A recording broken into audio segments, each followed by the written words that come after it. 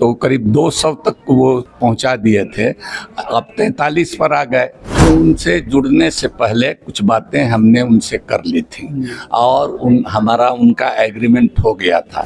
बिहार की राजनीति, विधानसभा चुनाव होने वाले हैं सर, उसमें कांग्रेस को कहां देख रहे हैं अभी, जब जो फिलहाल जो राज्यों में विधानसभा चुनाव हुए हैं उसमें जो परिणाम आए हैं उसके सापेक्ष में बात करें सर? कोई उनका मुस्लिम एमएलए नहीं जीता तो उधर से बसपा से तोड़कर जमा खान साहब की, अली अनवर साहब के चलते 10-12% वोट नीतीश जी को शिफ्ट हो गया। आ रहा है ना, देखिएगा क्या हालत होगा। तो चुपके से कमरे में बुला करके कुछ दलाल किस्म के लोग, जो एगो लोभार्थी होता है एगो लाभार्थी होता है। राम मंदिर ट्रस्ट में भी मुसलमानों को मौका को रख लीजिए, सिख को रख लीजिए, ईसाई को रखिए, सब धर्म के। नीतीश जी से पार्टी छोड़ने के बाद कैसे संबंध है आपके? नीतीश जी से मुलाकात हुई? पीयूष गोयल हमारे बाह में बाह डालकर वहां से हमारे खींच करके और ले गए किनारे और कहा कि चलिए मोदी जी से। राज्यसभा के पूर्व सांसद अली अनवर जी हमारे साथ हैं। अली अनवर जी का एक परिचय नेता के तौर पर तो है ही, लेकिन एक अलग परिचय जो बिहार की राजनीति में है वो एक बुद्धिजीवी और एक लेखक के तौर पे है। बिहार में पसमानदा मुस्लिम समाज को लेकर जो उनकी लड़ाई रही है, उन्होंने जो किताबें लिखी हैं, वो उनका एक अलग नज़रिया, एक अलग चेहरा दिखाता है बिहार की राजनीति में। वो किताब है मसावत की जंग और संपूर्ण दलित आंदोलन पसमानदा तसव्वुर। ये एक अलग तरह का नज़रिया आपको देती है बिहार की राजनीति में जो पढ़ने लिखने वाले लोग हैं।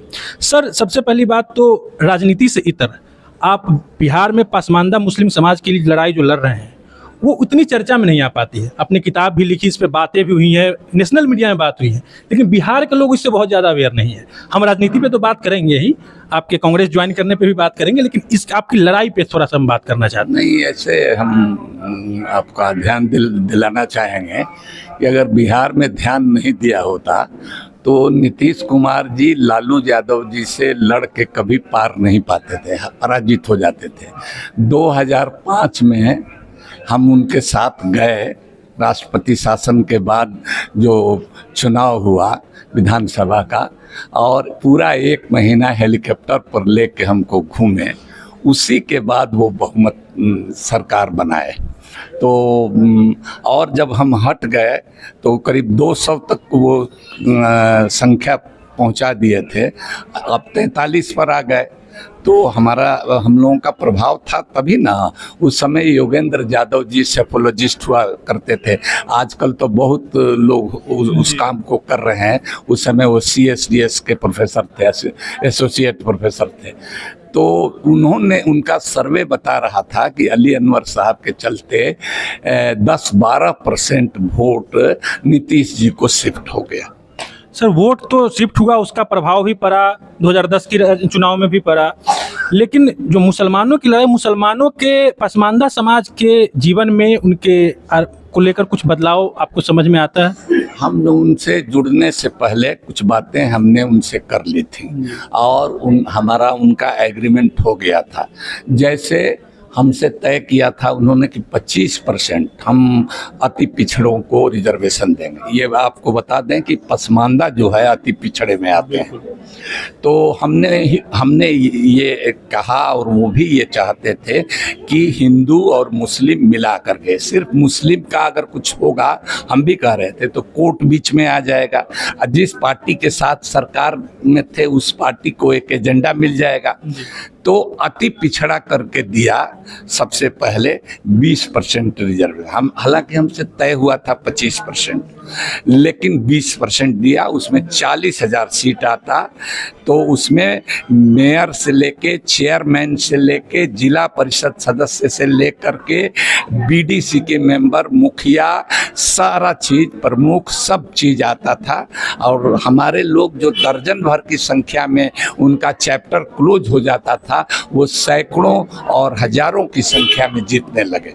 तो ये एक बड़ी उपलब्धि थी। दूसरी उपलब्धि थी कि हमने उनको कहा था कि देखिए मुसलमान ऐसे लोग होते हैं जो जिंदगी से ज़्यादा मरने की चिंता करते हैं, तो कब्रिस्तान मस्जिद की हिफाजत के लिए वो लोग बहुत बेचैन रहते हैं। इस तरह के मामले हम लोगों के पास बराबर आते हैं।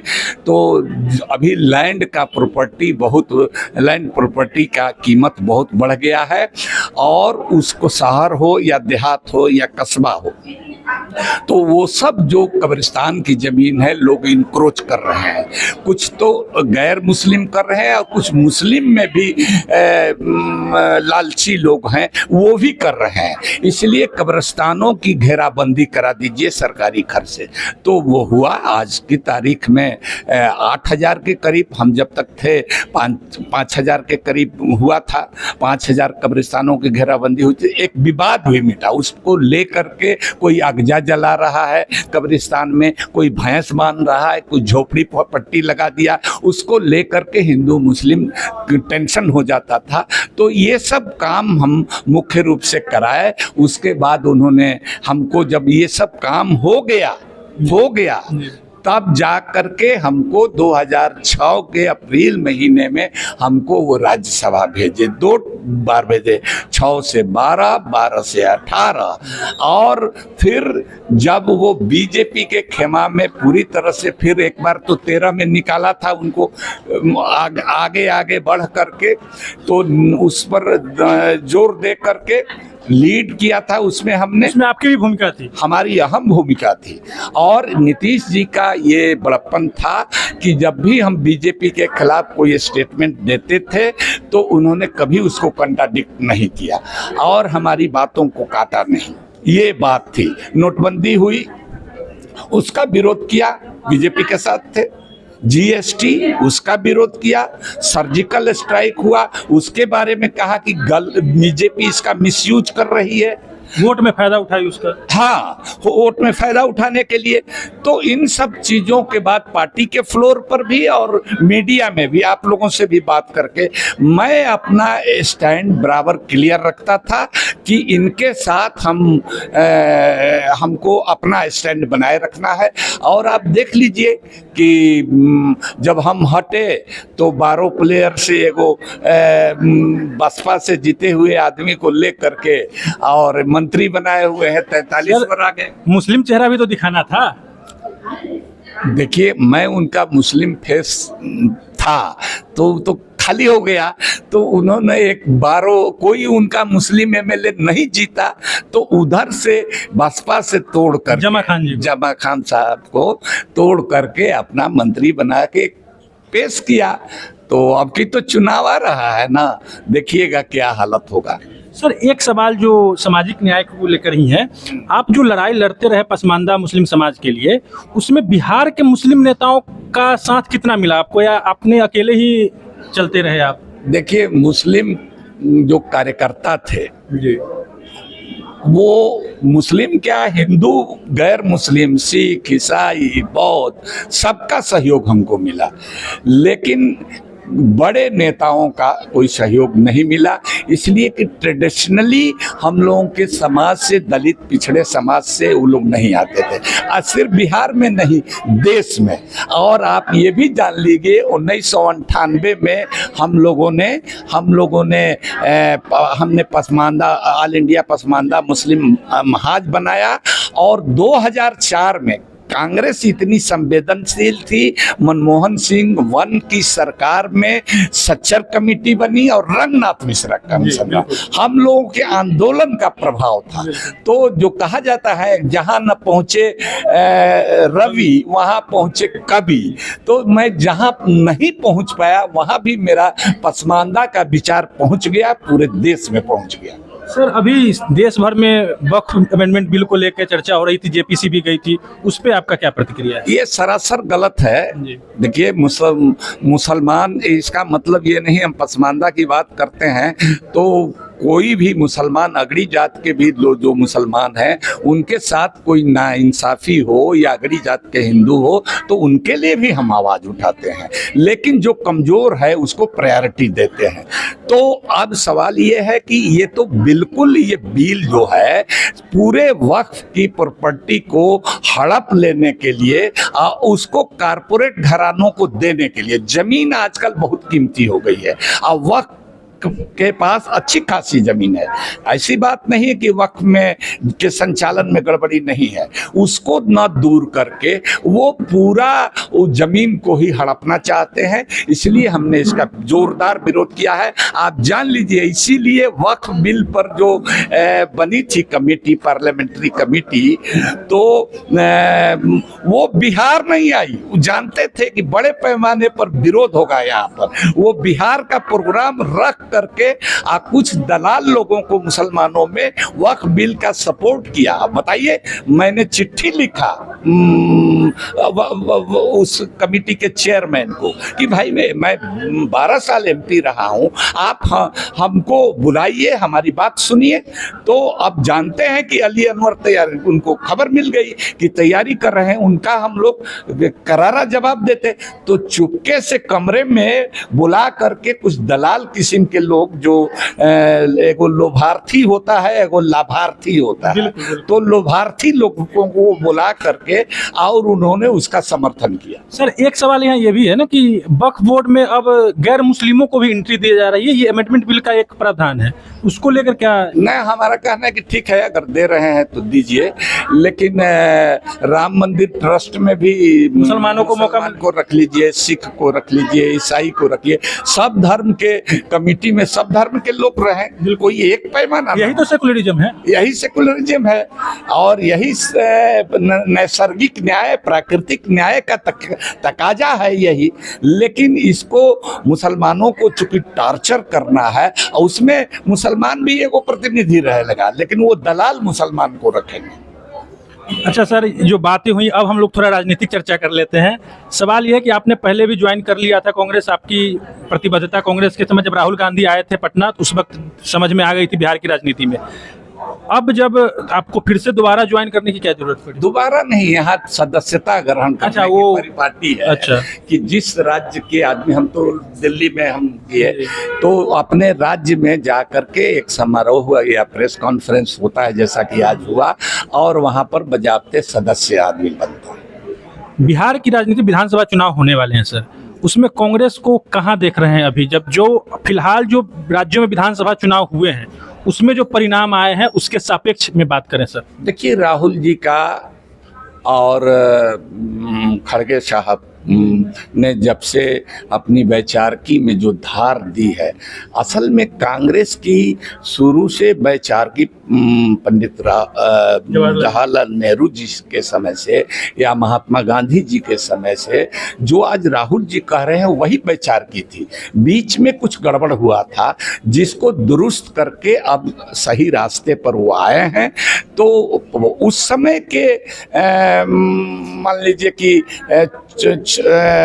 स्थिति में अभी राहुल जी के इमेज में आसमान जमीन का फर्क हुआ है। और फिर हमारे जैसे लोग भी जो सामाजिक न्याय, आर्थिक न्याय की लड़ाई लड़ रहे हैं, वो लोग जुड़ेंगे तो और ताकत बढ़ेगी।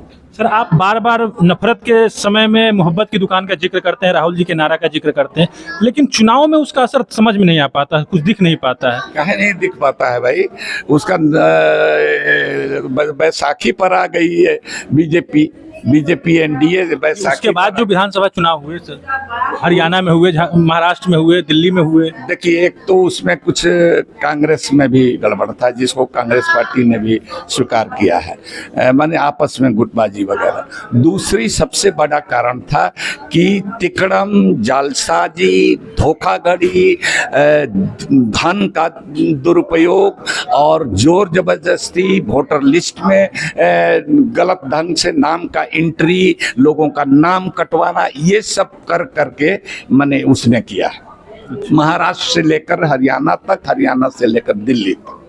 अच्छा सर, अब एक सवाल ये कि आज एनडीए की बैठक थी, वहाँ प्रेस कॉन्फ्रेंस था, उसमें भाजपा के जो प्रदेश अध्यक्ष हैं दिलीप जायसवाल जी, उन्होंने नीतीश कुमार जी को दैवीय शक्ति वाला व्यक्ति बताया है, मतलब भगवान ही बता दिया एक तरह से।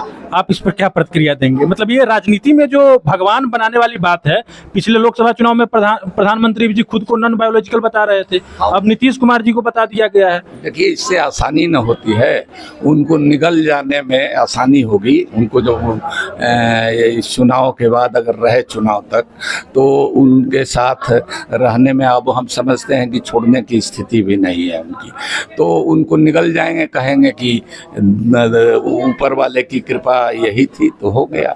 अपने ऊपर, पार्टी ऊपर ब्लेम नहीं लेंगे, मोदी जी पर, अमित शाह पर, लेकिन ये पक्का है कि इस चुनाव के बाद नीतीश जी की राजनीति खत्म होने वाली। नीतीश जी से पार्टी छोड़ने के बाद या मतलब राज्यसभा से ये होने के बाद कैसा संबंध है आपके नीतीश जी से? मुलाकात होती है आपकी? नहीं, कभी मुलाकात नहीं है, लेकिन कोई मैं कभी किसी के खिलाफ दुर्भावना भी नहीं रखता हूँ। कोई बदकलामी, बदजुबानी, कोई अपशब्द बोलना, डेरोगेटरी शब्द मैं नहीं बोलता हूँ।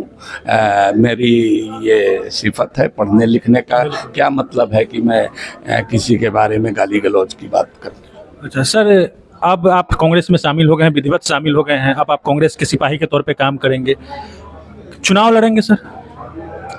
देखिए, चुनाव हमको नहीं लड़ना है। नहीं लड़ना है? बिल्कुल नहीं लड़ना है, इसलिए कि नए लोगों को मौका मिलना चाहिए। समझ रहे हैं ना? हम लोग लंबे समय तक, हम 12 साल एमपी रहे, और फिर अब जाएंगे विधानसभा का चुनाव लड़ने, तो अब वैसे माने हमारी इच्छा नहीं है। वैसे अगर पार्टी का कोई आदेश निर्देश होगा तो अपने साथियों से मशविरा करके, अपने संगठन के लोगों से, इनकार भी नहीं कर रहे हैं सर आप? संगठन के लोगों से नहीं विचार करेंगे, विचार करके हम बताएंगे कि भाई ये स्थिति है। फिर भी अगर दबाव होगा तो देखा जाएगा। अगर चुनाव नहीं लड़ते हैं तो किस तरह की जिम्मेवारियों का निर्वाह कर सकते हैं, मतलब कुछ पद या उस तरह? देखिए, हम तो छोड़ के आए हैं पद। बिल्कुल। हमको पद का लालच रहा था, तो ये पीयूष गोयल हमारे बाह में बाह डाल करके, और 12 नंबर गेट पार्लियामेंट का, जो राज्यसभा का एंट्री का गेट है, तो वहाँ से हमारे खींच करके और ले गए किनारे, और कहा कि चलिए मोदी जी से हम मिलाते हैं, आपको चाहते हैं कि आप बीजेपी में आइए, नीतीश जी से जो झगड़ा है वो रखिए अपनी जगह, हम लोगों को कोई उनसे लेना देना नहीं है, आप सिर्फ चुप रहिए, क्या चाहते हैं आपकी सब मांग पूरी होगी। तो हमने कहा कि नहीं, नीतीश जी से हमको कोई शिकायत नहीं है, शिकायत तो आप लोगों से है कि एक नीतीश जी को एक राष्ट्रीय नेता के रूप में हम लोग खड़ा किए, और जो सेकुलर उनका क्रेडेंशियल बना हमारे जाने के बाद, तो वो उसको ख़त्म कर दिया आप लोगों ने, उनको मीठा जहर दे दिया, उनको मार दीजिएगा। इस पर हमको तरस आती है, इसलिए आप लोगों के साथ जाने का तो कोई सवाल नहीं है। उसके अलावा कोई भी ऐसी पार्टी नहीं है जिसने प्रत्यक्ष अप्रत्यक्ष रूप से हमको नहीं चाहा है। 17 के बाद अभी तक मैं बैठा था, लेकिन ये राहुल गांधी जी के जो आर्थिक और सामाजिक न्याय के जो विचार हैं, उनसे मैं प्रभावित था कि भाई ये बात, तो इस बात की लड़ाई हम लोग भी लड़ रहे हैं। बिल्कुल। तो सबसे पहले तो बहुत धन्यवाद सर आपको जनता वोट से बात करने के लिए। अली अनवर जी हमारे साथ थे, इन्होंने पासमानदा समाज की लड़ाई को लेकर, नीतीश कुमार जी के साथ जो इनके संबंध है उसको लेकर, भाजपा इनको ज्वाइन कराना चाहती थी, केंद्रीय मंत्री पीयूष गोयल इनको लेकर जा रहे थे, लेकिन अली अनवर जी भाजपा के मुख्तार अब्बास नकवी और शहनवाज हुसैन नहीं बनना चाहते थे, इसलिए इन्होंने ज्वाइन नहीं किया। फाइनली इन्होंने कांग्रेस ज्वाइन कर लिया है। चुनाव लड़ने को भी लेकर इन्होंने जवाब दिया। आप जनता वोट देख रहे हैं। बहुत बहुत धन्यवाद।